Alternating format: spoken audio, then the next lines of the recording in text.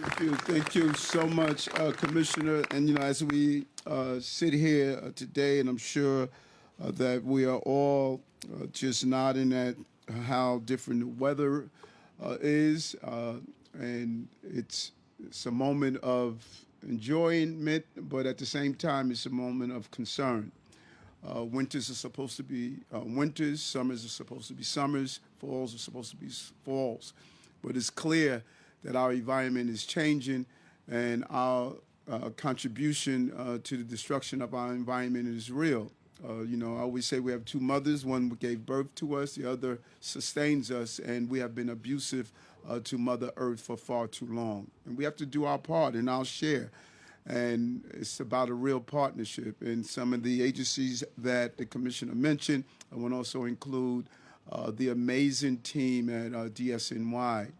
The commissioner there, Commissioner Tisch, is really taking the approach to cleaning our environment, recycling. Our Queens recycling program is just really exceeding our expectations, but also by using green vehicles as we clean the streets. And we have to get it right. It's going to be a balance. It's not going to be perfect all the time, but it's about leaning into the challenges and moving forward with that.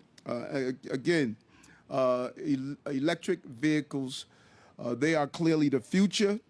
When New Yorkers see cars, trucks, and vans, when they see them, and if it has our logo on it, trust me, it is contributing to the service of our city, but it's also contributing to cleaning our environment. And they can rest assured those vehicles are contributing to a greener city. Last fall, as was mentioned, we announced that New York City met our 2025 goal in New York City Clean Fleet Plan 3 years early. We're moving at the right pace. New York is now served by a fleet of 4,000 electric vehicles, something that Commissioner Pinnock has mentioned. And she has been on the forefront of making sure that those old vehicles are being brought in. Really want to commend her for the consistency of carrying out that role. And we're experiencing the benefits: cleaner air, fewer greenhouse emission, and cost savings and fuels. So there's a real win-win here. Not only are we ensuring that we're cleaning our economy and having a greener future, but we're saving the green dollars that New Yorkers deserve us to do and do it in an efficient way. And we're bringing in the green. Commissioner, great job. $10.1 million grant from the United States Department of Transportation. And it's really the cross collaboration from all of our agencies that we are laser focused on the initiatives that we have in front of us. And the investment will allow us to get 1,000 fossil fuel vehicles off our roads. That's a real win and a real W for us. And it's the first ever purchase of all electric pickup trucks and vans. And the number and type of vehicles the commissioner mentioned, but it is really reinforcing our vehicle fleet to make sure that we are successful. And so before you even ask the question, is this added on to our fleet? No, it is not. It is not. We're not adding new vehicles on our fleet. I was committed to decreasing our fleet size, and we're going to continue to move in the pathway to do so. We are also working to electrify DSNY's fleet with 25 plug-in hybrid street sweepers. And we're not stopping there. We're also installing 315 new electric chargers to power our growing fleet, because we have to build out the infrastructure as we build out the vehicles.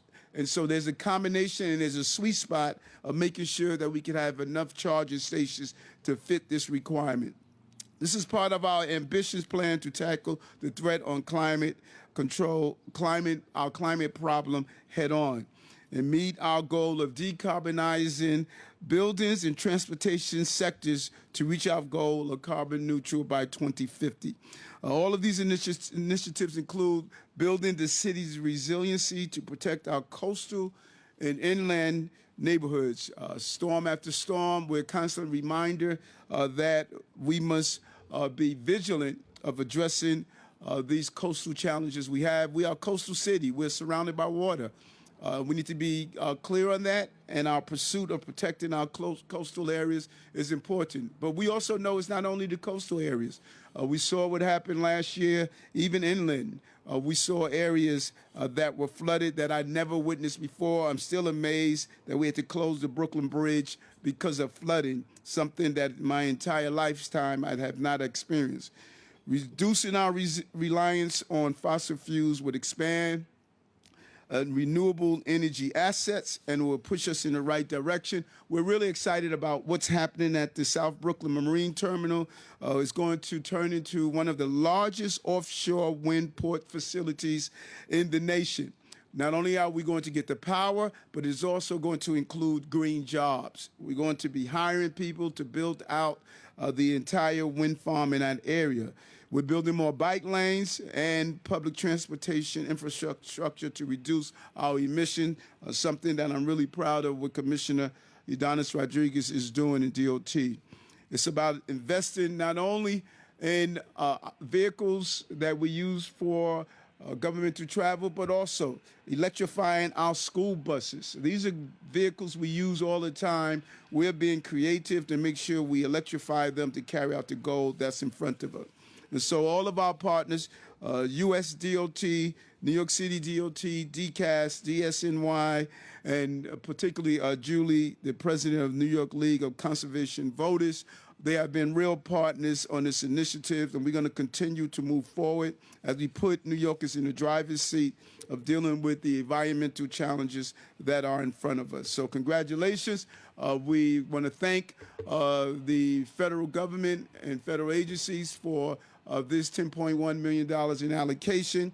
We're hoping that this money matches the dollars that they bring in to deal with these asylum seekers also. So, we're asking for everything here in our city. Thank you. Thank you.